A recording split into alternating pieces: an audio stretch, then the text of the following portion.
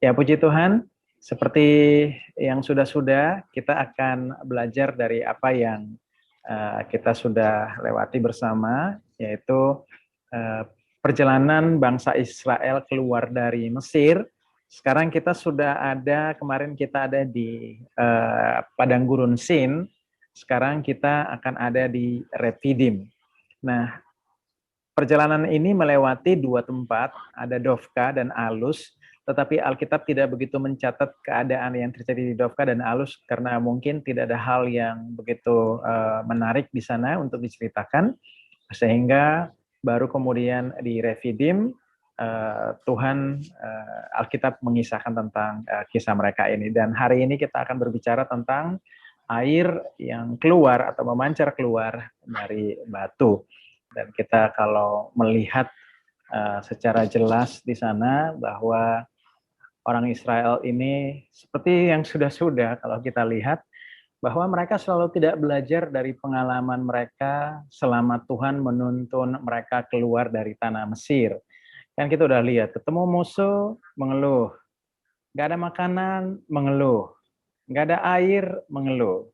Sekarang lagi mereka kehausan, dan yang lucunya seperti kayak gini. Kalau kita lihat di dalam ayat yang pertama tadi, disebutkan bahwa apa? Kemudian berangkatlah segenap jemaat Israel dari padang gurun Sin.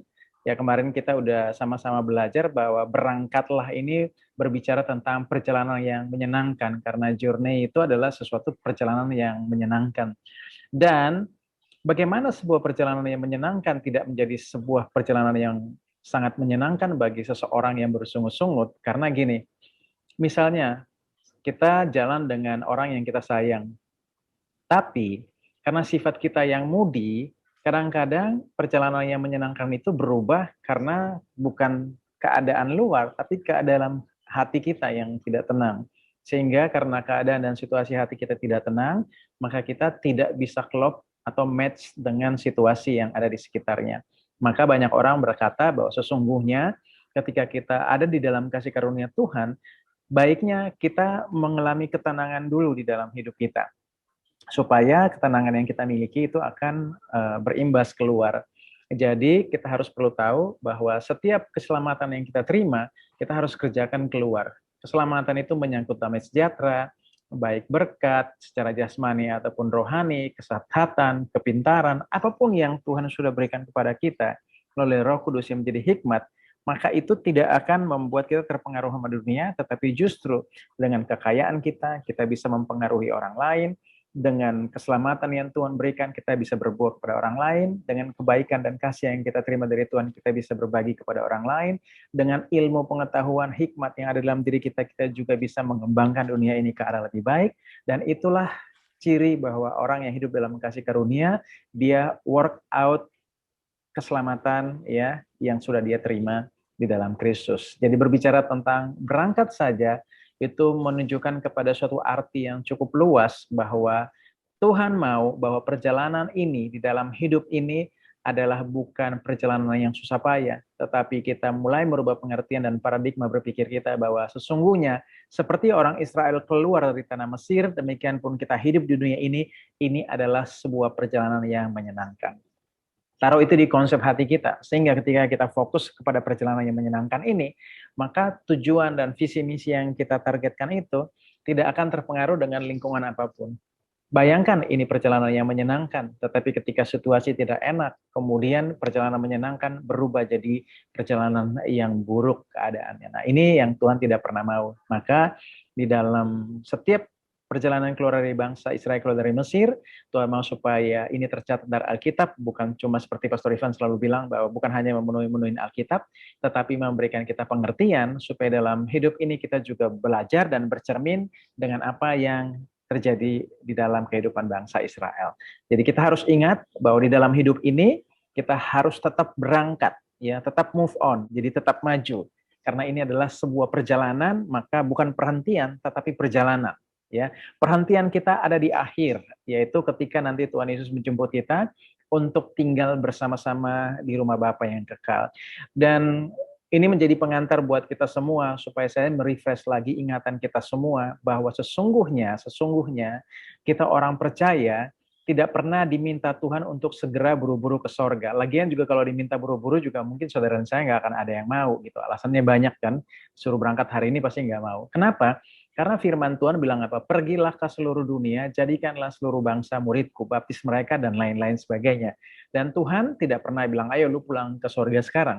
Kenapa? Karena surga sudahlah kepastian. Sama seperti ketika Tuhan menjanjikan tanah Kanaan sebagai tanah perjanjian, karena Tuhan sanggup memegang janjinya, maka ia akan menepati janjinya. Jadi Tuhan adalah Allah yang tidak perlu bersumpah, tapi kalau dia sampai bersumpah, maka ia sangat dengan yakin akan memberkati dan memberikan semua tanah perjanjian di akhir zaman itu kepada kita yang percaya. Jadi hari ini kita harus melihat kembali bahwa dimanapun hidup ini kita menuju dari satu persinggahan ke persinggahan yang lain, ingat bahwa itu hanya sebuah perjalanan. Ingat bahwa situasi kita akan masuk dalam keadaan yang terpuruk, seperti seolah-olah wah kita nggak punya apa-apa nih, gitu. Tapi ingat bahwa ini adalah sebuah perjalanan. Kita tidak akan pernah tinggal terus dalam sebuah kemiskinan, tidak pernah tinggal terus dalam sebuah kemelaratan, tidak pernah tinggal dalam sebuah kesusahan. Kita akan berangkat terus, berangkat keluar dari setiap kesusahan. Jadi setiap ada masalah, ingat, berangkat bersama siapa? Berangkat bersama Tuhan dengan firman. Jadi jangan pernah lupakan kebaikan Tuhan, bahwa banyak hal yang masih Tuhan bisa memberkati kita lewat bagaimana kita merasakan bahwa ini adalah sebuah perjalanan yang menyenangkan. Di dalam Keluaran disebutkan bahwa kemudian berangkatlah segenap jemaat Israel dari padang gurun Sin dan berjalan di tempat persinggahan, ya, ke tempat persinggahan sesuai dengan titah Tuhan. Lalu berkemahlah mereka di Rafidim, tetapi di sana tidak ada air untuk diminum bangsa itu. Tadi saya sudah jelaskan sedikit tentang berangkat adalah journey, dan ini adalah sebuah perjalanan yang menyenangkan. Pastikan bahwa ketika hidupmu bersama Tuhan, maka di dunia ini saudara tidak akan pernah stuck di dalam sebuah keterpurukan. Karena ini perjalanan, saudara tidak akan pernah tinggal di situ. Jadi yang namanya cerita yang berakhir indah atau happy ending, kalau sesuatu belum happy, maka itu juga belum ending. Jadi kalau ini adalah journey yang menyenangkan, perjalanannya saja menyenangkan, apalagi akhirnya. Jadi kalau dalam hidup saudara belum terjadi hal-hal yang sekiranya belum menyenangkan, jangan khawatir, jangan cemas, karena itu bukan perhentian kekal saudara, itu hanya perhentian sementara. Maka di sini dibilang apa? Bangsa Israel itu berjalan dari tempat persinggahan ke tempat persinggahan, sesuai dengan apa? Sesuai dengan titah Tuhan. Lalu mereka berkemah di apa? Di Rafidim, dan di sana tidak ada air. Di sini ada dua tempat persinggahan, Dovka yang berarti knocking dan juga Alus yang berarti need. Nanti karena di situ tidak banyak sesuatu yang terjadi yang perlu diungkapkan dalam Alkitab, sehingga dua nama ini hanya tercatat di sini. Kalau teman-teman kalau mau lihat perjalanan keseluruhan, jangan lupa ya Bilangan 33 ayat 1 sampai 56.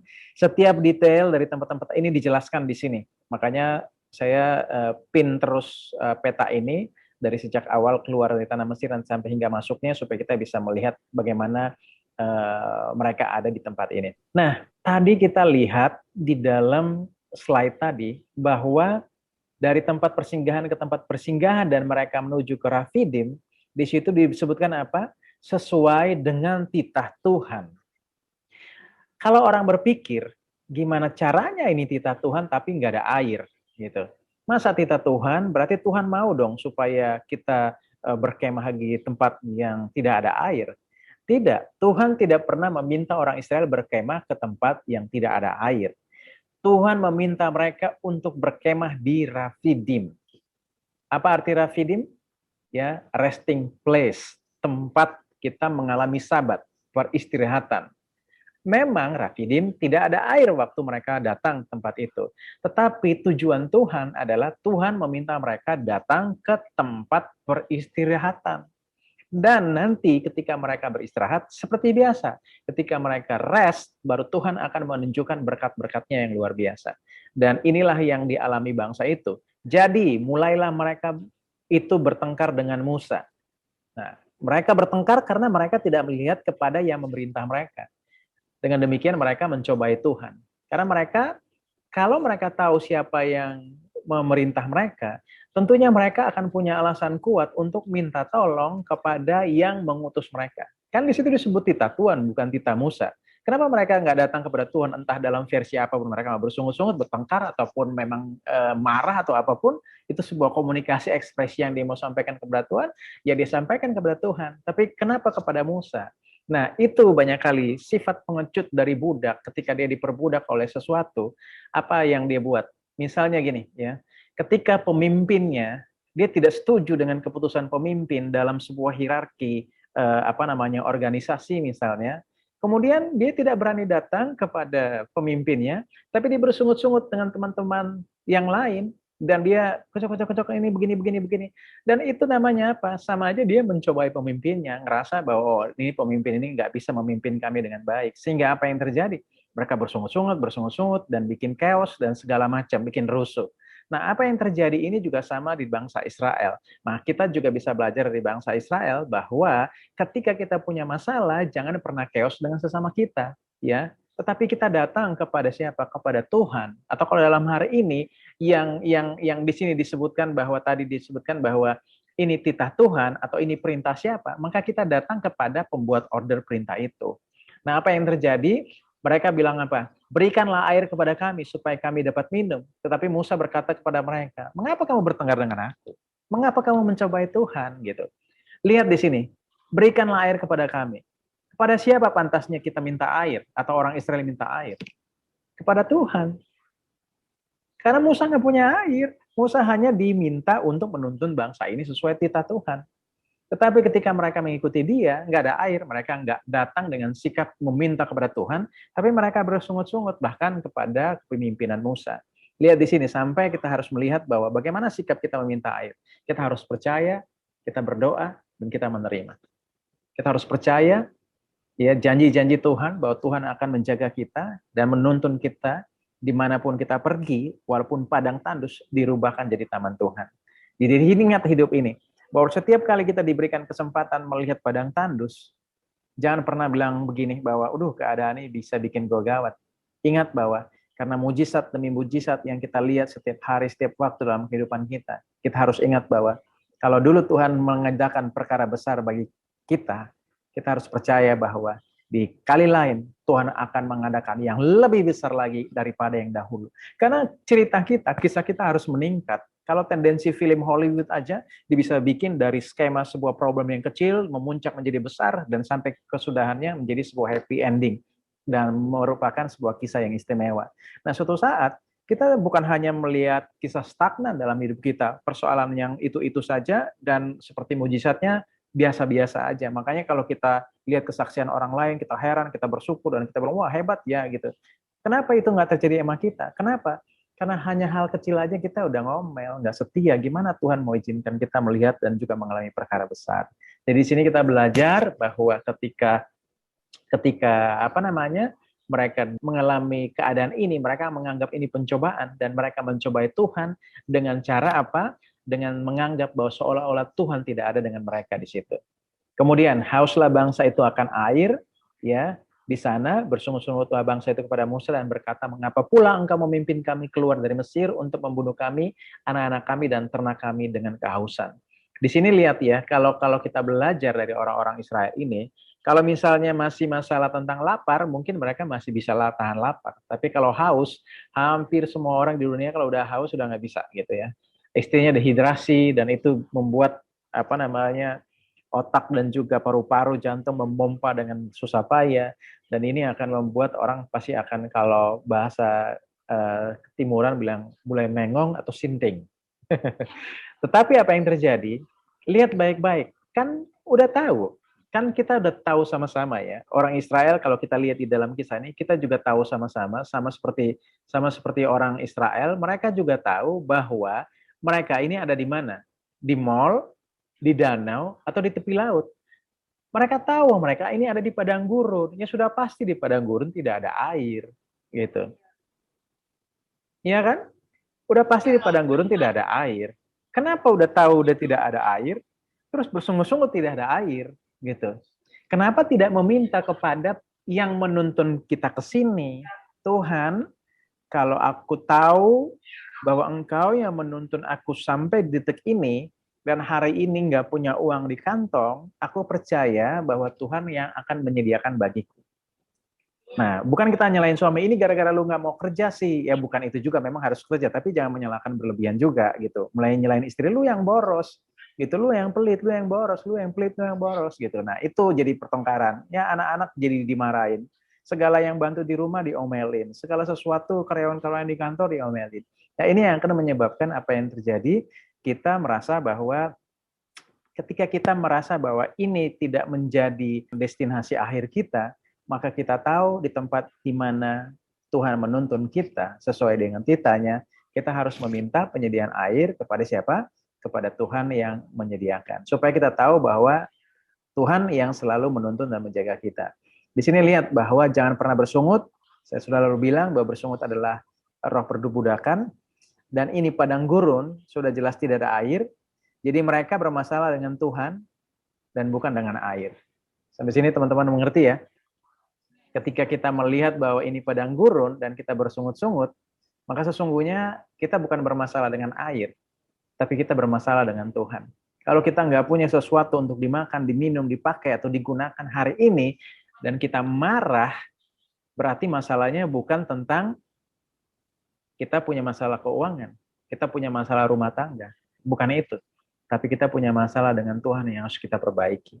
Itu sebabnya kita butuh Tuhan. Kita bisa butuh anugerahnya, butuh kasih karunia-Nya yang membuat kita kuat untuk mengerti setiap firman Tuhan, sehingga di dalam setiap keadaan apapun, kita tetap berkata Tuhan baik, Tuhan yang menyediakan. Tuhan yang membuat kita berlimpah di dalam setiap anugerah yang Tuhan janjikan di dalam Alkitab. Di sini disebutkan bahwa apa? Orang Israel jelas dia bukan bermasalah dengan air. Karena apa? Karena dulu lapar Tuhan kasih makan. Haus Tuhan juga kasih air. Tetapi kalau dia masih haus, berarti masalahnya bukan terhadap hal yang mereka butuhkan, tetapi kepada siapa mereka bergantung. Nah, demikianlah yang kita bisa belajar. Dan apa yang respon kita? Kita harus merespon dengan hal rohani dan iman. Bukan datang kepada Musa, sesama kita, tapi kita terlebih dahulu datang kepada Tuhan dan minta air atau apapun yang kita butuhkan di dalam setiap detail hidup kita. Jadi kita tidak akan bersungut-sungut lagi. Di sini disebutkan di dalam ayat yang keempat, lalu berseru-serulah Musa kepada Tuhan, katanya, apakah yang akan kulakukan kepada bangsa ini? Sebentar lagi mereka akan melempari aku dengan batu. Kata berseru-serulah di sini, artinya apa? Saya mencatat bahwa ini sama dengan membawa kesulitan kepada Tuhan. Musa tidak punya trouble dengan air. Sekarang Musa punya trouble dengan bangsa ini. Tetapi dia tidak mengeluh terhadap bangsa itu. Tapi dia datang kepada Tuhan. Lihat cara pandang orang yang berpikiran secara logis, secara rohani dan jasmani. Mereka punya masalah dengan Tuhan. Tapi mereka menyalahkan air. Musa punya masalah dengan orang Israel. Tapi dia datang kepada Tuhan. Dan dia berseru. Dia membawa kesulitannya kepada Tuhan. Hari ini kita lihat dari Musa bahwa ketika dia sering membawa kesulitannya kepada Tuhan, nanti kita akan belajar bahwa orang yang bergantung kepada Tuhan akan selalu berjalan di depan, langkahnya setidaknya satu langkah lebih maju daripada orang-orang yang tidak bergantung atau membawa kesulitan pada Tuhan. Apa yang terjadi? Niat, nih, berfirmanlah Tuhan kepada Musa, berjalanlah di depan. Tadi saya baru bilang bahwa apa? Karena dia membawa kesulitannya kepada Tuhan. Setiap orang yang membawa kesulitannya sama Tuhan, dia akan selalu berjalan di depan orang lain yang bersungut-sungut. Berfirmanlah Tuhan kepada Musa, berjalan di depan bangsa itu dan bawalah beserta engkau beberapa orang di antara para tua-tua Israel. Bawa juga di tanganmu tongkatmu yang kau pakai memukul sungai Nil dan pergilah. Ya, di sini udah sangat jelas artinya apa? Ya, saya ulangi lagi bahwa ketika kita membawa persoalan kita atau kesulitan kita kepada Tuhan, maka apa yang terjadi? Orang yang selalu membawa persoalannya kepada Tuhan akan lebih selangkah lebih maju atau berjalan lebih depan dibanding orang lain. Karena firman Tuhan berkata apa? Berjalanlah di depan. Jadi hari ini, apapun kesulitan dan persoalan kita, kita harus ingat bahwa jangan pernah mengandalkan diri kita, jangan pernah jadi bersungut-sungut, jangan menyalahkan ini, itu, atau pemimpin kita, tapi kita bawa persoalan kita kepada Tuhan. Karena sesungguhnya sama seperti orang Israel, mereka tidak punya masalah dengan air, tapi mereka punya masalah dengan Tuhan. Kita kembali lagi ke ayatnya di sini. Disebutkan apa? Bawalah juga di tanganmu tongkatmu yang kau pakai memukul sungai Nil dan pergilah. Ya, salib Tuhan kita udah tahu bahwa tongkat itu udah salib. Ya, sekarang ini ada di tangan kita Jadi Musa juga dapat mengangkat tongkat tersebut sebab dia percaya kepada kekuatan Tuhan dan bukan pada kekuatan sendiri.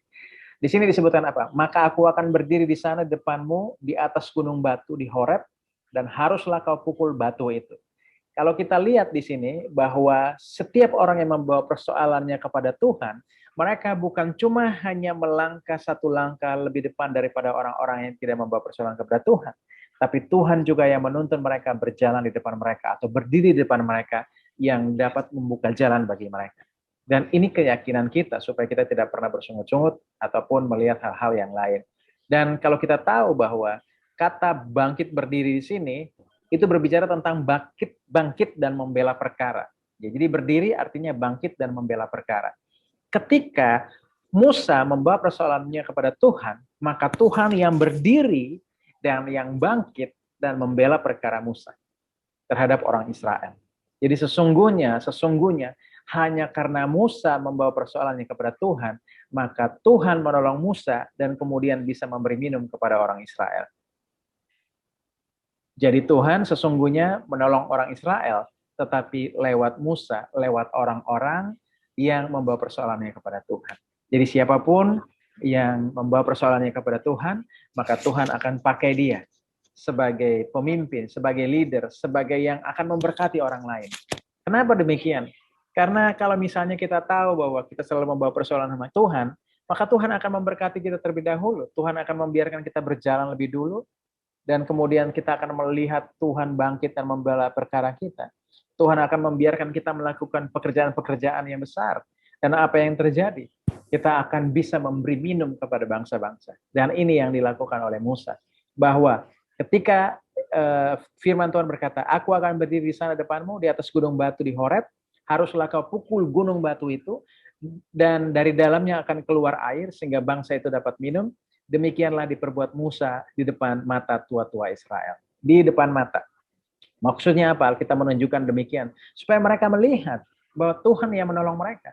Kalau kita nanti baca tentang kisah para Rasul 7 ayat 55, bangkit dan membela perkara, ini saya coba contohin aja. Memang ini agak jauh, tapi ini hanya mau menggambarkan tentang bangkit dan membela perkara. Di situ ketika Stefanus dirajam sampai mati, hampir mati, ketika sekaratnya itu, Stefanus melihat bahwa Yesus berdiri. Ya, sama seperti ini. Aku akan berdiri di sana depanmu. Disebutkan bahwa Yesus berdiri menyambut dan segera membela Stefanus dalam pengertian itu. Namun apa? Stefanus meminta agar mereka diampuni. Ketika anggota-anggota Mahkamah Agama itu mendengar semua itu, sangat tertusuklah hati mereka, maka mereka menyambut dia dengan kertakan gigi. Tapi Stefanus yang penuh dengan Roh Kudus menatap ke langit lalu melihat kemuliaan Allah dan Yesus berdiri di sebelah kanan Allah.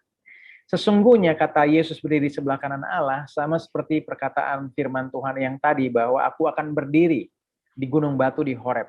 Itu mau mengartikan sebagai Tuhan yang bangkit dan membela. Ya, sama-sama kita ingat bahwa Tuhan yang membangkit dan membela. Lalu katanya, sungguh aku melihat langit terbuka dan anak manusia berdiri di sebelah kanan Allah. Maka berteriak-teriaklah mereka dan sambil menutup telinga serentak menyerbu dia. Mereka menyeret dia keluar kota lalu melemparinya dan saksi-saksi meletakkan jubah mereka di depan kaki seorang muda yang bernama Saulus. Sedang mereka melemparinya, Stefanus berdoa katanya, ya Tuhan Yesus, terima rohku. Tapi lihat, sambil berlutut, ia berseru dengan suara nyaring. Kalau Tuhan nggak bangkit dan berdiri dan akan membela Stefanus, mungkin Stefanus akan bilang terima kasih Tuhan karena engkau sudah menerima rohku. Tapi di sini ada kata yang menyebutkan bahwa Tuhan, janganlah tanggungan dosa ini kepada mereka.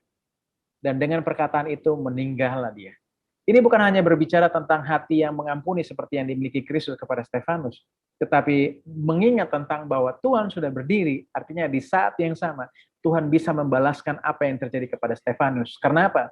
Karena hanya cukup saja Yesus yang dihakimi, yang diadili, dan bukan murid-muridnya. Tetapi ketika murid-murid yang lain, termasuk Petrus dan lain-lain, mereka menganggap sebuah kebahagiaan dan kehormatan bisa mati dengan cara misalnya disiksa tubuh jasmani mereka, supaya itu bisa memuliakan Tuhan. Dan itu merupakan kebahagiaannya. Tetapi hari ini, setiap kita yang disayang oleh Tuhan, kita harus percaya bahwa Tuhan tidak akan pernah membiarkan kita dianiaya oleh siapapun. Tuhan akan berdiri dan membela kita. Kita harus ingat itu. Bahwa Tuhan akan berdiri dan membela kita. Dia akan membela perkara kita. Supaya kita jangan pernah takut. Seolah-olah bahwa, waduh, nanti kalau ada orang menganiaya kita, Tuhan hanya seolah-olah mau menyambut roh kita. Tuhan berdiri dan mau menyambut. Bukan cuma hanya menyambut, tapi Tuhan mau membela perkara. Tapi Stefanus bilang, jangan hakimi mereka. Stefanus memberikan pengampunan kepada mereka. Jangan tanggungkan dosa ini terhadap mereka. Oke, kita lanjutkan lagi. Di dalam ayat yang ke-6 tadi disebutkan apa? Bahwa aku akan berdiri di depanmu di atas gunung batu di Horeb. Ya, di sini kita lihat bahwa dari berdiri di sana depanmu, Allah selalu depan kita. Jadi setiap langkah hidup kita, Allah menunjukkan diri sebagai yang memimpin dan Dia yang akan menunjukkan hadiratnya. Horeb sendiri adalah pengertian dari gunung. Jadi gunung batu di Horeb menunjukkan puncak dari gunung atau puncak dari sebuah ketidaktersediaan. Jadi kalau misalnya kita lihat bahwa gue susah banget nih hari ini. Kemarin-kemarin juga susah, tapi hari ini adalah puncak kesusahan saya. Atau misalnya ada yang divonis dokter kemarin sakitnya biasa-biasa aja. Tapi hari ini dia masuk di dalam stadium puncaknya. Ingat bahwa justru di saat yang paling puncak, di saat yang paling genting, di saat gurun itu ada di dalam kita, ya, apa yang terjadi? Tuhan berdiri di sana dan membela kita. Sama seperti Stefanus, di saat-saat yang kritis, di saat-saat yang sulit, Tuhan berdiri di sana dan membela Stefanus. Dan apa yang terjadi hari ini juga kepada kita? Bahwa ketika kita ada di tempat yang sulit, ya sebuah gunung, ya Horeb adalah gurun, artinya gurun. Dan kalau gunung batu di Horeb artinya puncak dari sebuah gurun. Kalau diartikan dalam versi rohaninya, kita akan melihat bahwa itu adalah puncak dari sebuah kesulitan. Tetapi Tuhan tidak pernah diam. Tuhan berdiri di sana dan Tuhan akan melakukan mujizat dari puncak kesulitan yang terjadi dalam kehidupan kita. Apa yang kita belajar dari bangsa Israel kemudian disebutkan apa? Haruslah kau pukul gunung batu itu dan dari dalamnya akan keluar air sehingga bangsa itu dapat minum. Demikianlah diperbuat Musa di depan mata tua-tua. Di sini disebutkan apa? Pukullah batu. Kita harus mengingat bahwa 2000 tahun yang lalu di saat Tuhan Yesus ditangkap, ya, Yesus dipukul oleh tongkat, ya, oleh salib, menggambarkan sebagai kutukan hukum Taurat. Kalau kita baca Yesaya 53 ayat 4, disebutkan apa? Bahwa ia dipukul dan ditindas Allah. Jadi Yesus dipukul dengan tongkat, disesah kalau kita baca Markus 15 ayat 15.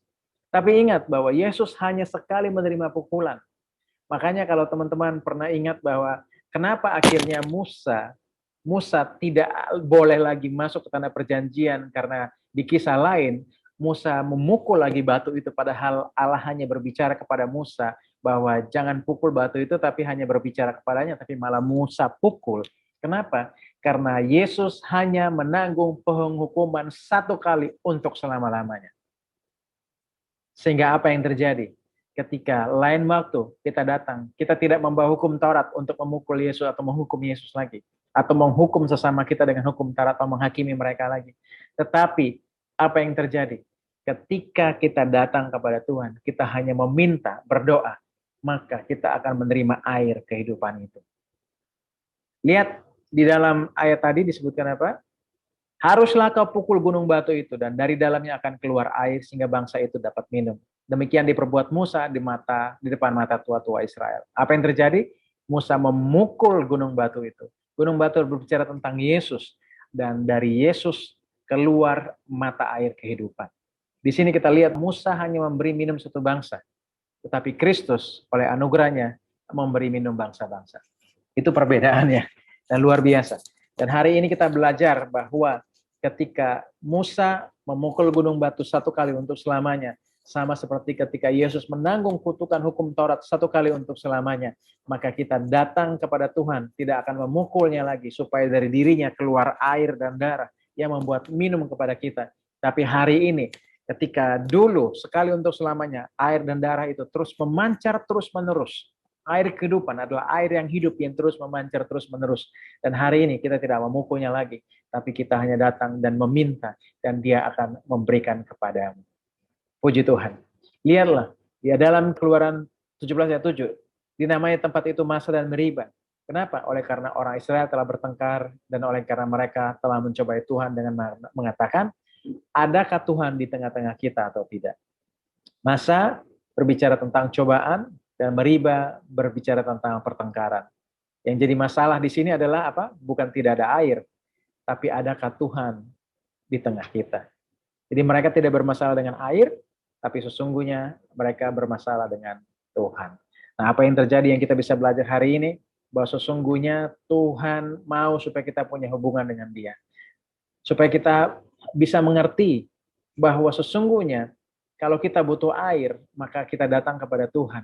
Bukan kita datang dan bersungut-sungut dengan setiap orang yang kita pikir bahwa ini adalah orang yang pantas untuk menerima atau dipersalahkan karena situasi ini. Kita lihat lagi, kalau kita lihat Yohanes 4 ayat 10, jawab Yesus kepadanya, kepada perempuan Samaria ini, jikalau engkau tahu tentang karunia Allah. Sekarang kita semua belajar tentang karunia Allah. Artinya kita tahu tentang karunia Allah. Siapa karunia Allah? Yesus Kristus itu sendiri. Dan siapakah dia yang berkata kepadamu, berilah aku minum. Niscaya engkau telah meminta kepadanya, dan ia telah, bukan akan, telah memberikan kepadamu air hidup. Jadi ketika kita mengenal Kristus yang telah memberikan, maka kita akan menerima air hidup. Air hidup ini dikatakan air hidup karena air ini bergerak terus, memancar terus. Tidak merupakan satu kebetulan bahwa air ini memancar terus di Gunung Horeb. Agak satu yang mustahil banget bahwa batu itu kalau dipecahkan jarang banget keluar air.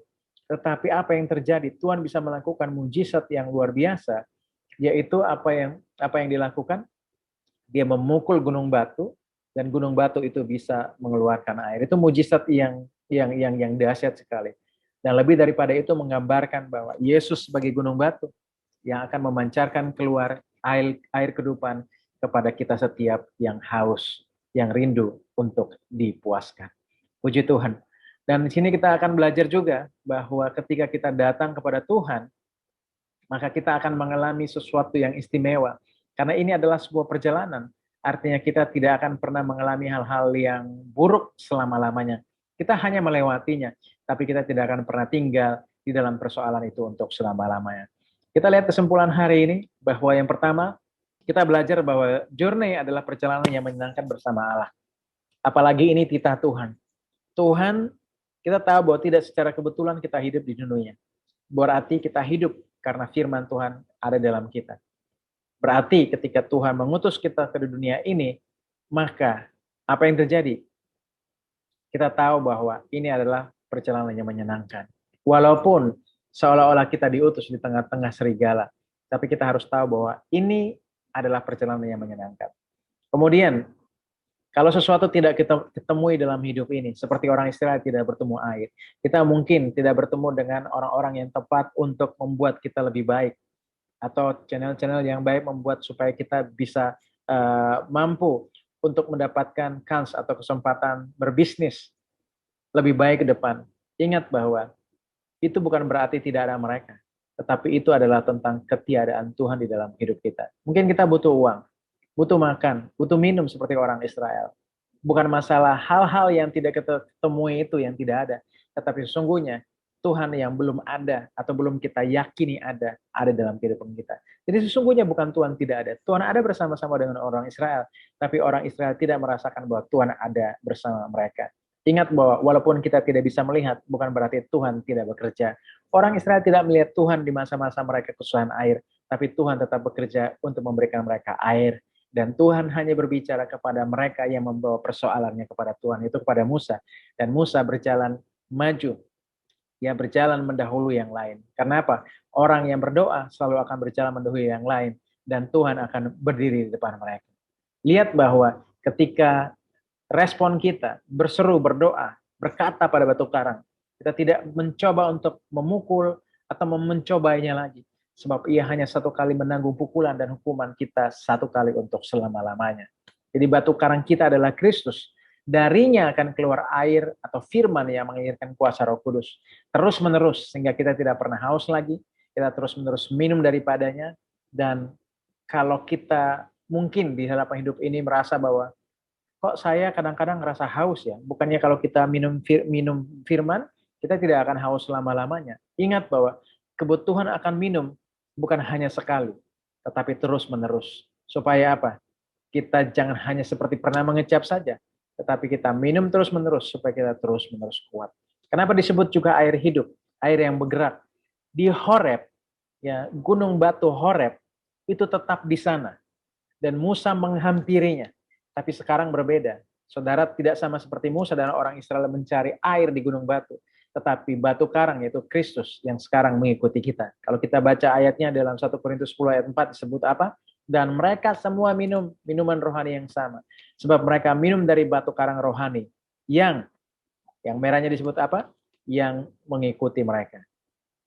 Dan batu karang itu adalah Kristus. Agama mencari air, tetapi Yesus mencari yang haus. Agama mengajarkan yuk kita mencari air. Kita datang di satu titik, sebuah rumah ibadah yang seolah-olah akan memberikan kita air untuk minum. Tapi justru hari ini, Yesus berjalan berkeliling mencari yang haus. Sebab Yesus adalah air hidup, air yang bergerak untuk memberikan kita minum supaya melepaskan semua dahaga kita. Dan kita percaya bahwa Tuhan tidak pernah meninggalkan kita, Dia selalu setia, pegang janjinya, dan Dia selalu memperlengkapi kita dengan hal-hal yang baik, supaya dimanapun hari ini kita berjalan melangkah, kita selalu melihat pertolongan Tuhan. Dan ketika kita berdoa, kita percaya bahwa orang yang berdoa bersama akan selalu bersama, bukan cuma hanya bersama keluarganya, tetapi dia bersama Tuhan di dalam masa-masa yang sulit dan sanggup melihat pertolongan Tuhan di dalam kehidupannya. Dan hari ini kita percaya bahwa Yesus adalah air hidup, dia bukan air di gunung batu yang mati menetap, sama seperti yang tadi saya bilang, bahwa seperti orang semua ingin mencari sebuah kepuasan lewat agama, dia beribadah dengan cara pandang agama, yaitu datang dan ngerasa bahwa ya setelah saya menjadi orang Kristen atau saya menjadi agama tertentu, saya mengalami ketenangan. Justru mereka hanya mencari kepada sesuatu yang menetap. Tapi ketika mereka keluar dari gereja itu, apa yang terjadi? Atau agama tersebut, atau keyakinan tersebut, apa yang terjadi? Mereka merasa bahwa mereka kering, jadi mereka selalu ingin ada di gereja ataupun tempat itu. Tapi lihat baik-baik bahwa gereja memang tempat persekutuan orang percaya. Tetapi yang lebih penting lagi adalah bahwa kita harus menerima dari batu karang yang mengikuti kita. Jadi pastikan kemanapun kita pergi bersama Kristus. Dan kita bisa melihat dia, karena di saat dimanapun kita ditempatkan, batu karang itu mengikuti kita, dan kita akan terus bisa minum. Kenapa demikian? Mereka berjalan bersama Allah di padang gurun. Sesungguhnya air hidup itu ada di tengah-tengah mereka. Tapi mereka bukan masalah sama air, tapi mereka masalahnya sama Tuhan, pemilik air hidup itu. Bayangkan, mereka hidup bersama air hidup itu. Yesus digambarkan sebagai tiang awan, dan juga Bapa sebagai tiang api. Artinya bahwa air hidup itu sudah ada bersama-sama dengan bangsa Israel. Dan di batu karang itu juga Allah menunjukkan mujizatnya bagi kita, supaya hari ini apapun terjadi dalam hidup kita, kita tidak pernah khawatir tentang ketidakadaan. Ya, karena ingat baik-baik, saya ingat satu quotes istimewa dari seorang teolog yang terkenal, bahwa ketiadaan dunia ini, ya, ketika kita sesuatu absen dari hidup kita, berarti itu adalah kemunculan atau adanya hadirat Allah. Ketika misalnya kita absen dari hidup ini, misalnya tubuh ini, maka kita present dalam hadirat Allah. Dan itu yang mau Tuhan tunjukkan dalam hidup kita, bahwa ketika kita percaya pada Tuhan, Tuhan selalu akan membuat kita berjalan di depan, dan Tuhan akan berdiri di depan untuk membela setiap perkara kita. Amin. Berikan kemuliaan bagi nama Tuhan Yesus Kristus. Kita berdoa.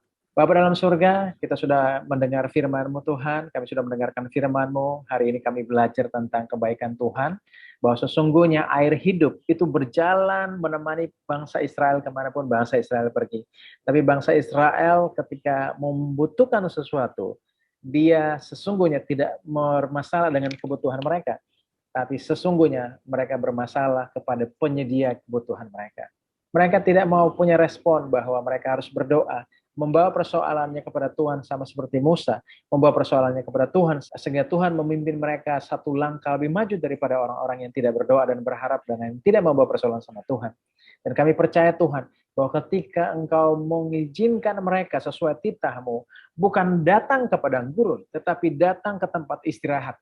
Artinya bahwa mereka tahu tujuan mereka adalah bukan ke padang gurun yang tidak ada air, tetapi kepada tempat peristirahatan. Maka hari ini setiap persinggahan demi persinggahan, demikian kata ayat Alkitab tadi, mau menunjukkan bahwa setiap titik di mana Tuhan tempatkan kita, itu adalah sebuah perjalanan yang menyenangkan. Dan perjalanan artinya bahwa bukan sebuah tempat tinggal menetap selama-lamanya. Di dalam setiap perjalanan-perjalanan tersebut ada juga sebuah resting place, ada tempat yang disebutkan untuk beristirahat, tempat untuk mengalami sabat, beristirahat, dan menerima anugerah yang besar. Dan hari ini kami melihat Tuhan bahwa ketika mereka beristirahat di tempat peristirahatan, Tuhan akan merubah padang gurun menjadi padang yang bermata air. Dan di situ Tuhan ubahkan menjadi taman Tuhan. Dan kami percaya Tuhan bahwa anak-anak-Mu juga, mereka yang mendengarkan firman ini, mereka mengerti dan memahami bahwa setiap kali mereka susah apapun bentuknya, susah uang, susah sahabat, susah dengan kehilangan damai sejahtera dengan rumah tangganya, dengan suaminya, dengan istrinya, dengan anak-anaknya, dengan mertuanya, dengan menantunya, dengan bisnisnya, mereka tidak memiliki persoalan dengan hal yang menjadi objek itu, tetapi mereka butuh Tuhan. Mereka harus membawa persoalannya kepada Tuhan. Sehingga hari ini yang sakit kami percaya disembuhkan.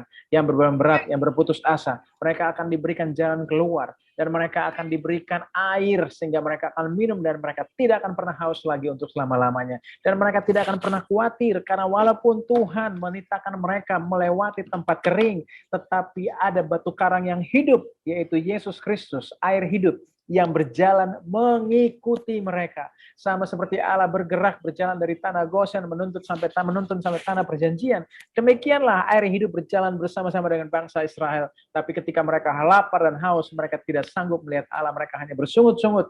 Hari ini kami berdoa dalam nama Yesus supaya sungut-sungut anak-Mu sebagai roh perbudakan hari ini kami tinggalkan, kami kuburkan di Laut Merah, sama seperti ketika bangsa Israel keluar, mereka harusnya sudah menguburkan masa lalunya, manusia lamanya, sehingga mereka hanya hidup dengan kemenangan demi kemenangan. Dan kami percaya Tuhan, hari ini setiap persoalan pergumulan apapun yang mereka bawa dan mereka gumulkan bersama Tuhan Yesus, kami percaya bahwa Tuhan akan membuat mereka berjalan di depan persoalan mereka, dan mereka akan melihat Allah berdiri membela perkara mereka, dan Tuhan akan menunjukkan mujizatnya. Apa yang diperlukan hari ini, masalah finansial, masalah apapun dalam keluarga, masalah pekerjaan, Tuhan akan membukakan pintu-pintu berkat bagi mereka, sehingga mereka tidak pernah kekurangan satupun yang baik. Dan kami berdoa Tuhan, ketika mereka juga ingin melayani orang, dan mentok karena masalah egoisme, idealisme, ataupun hal-hal tertentu, tembok-tembok agama. Kami percaya Tuhan juga yang akan memecahkan gunung batu,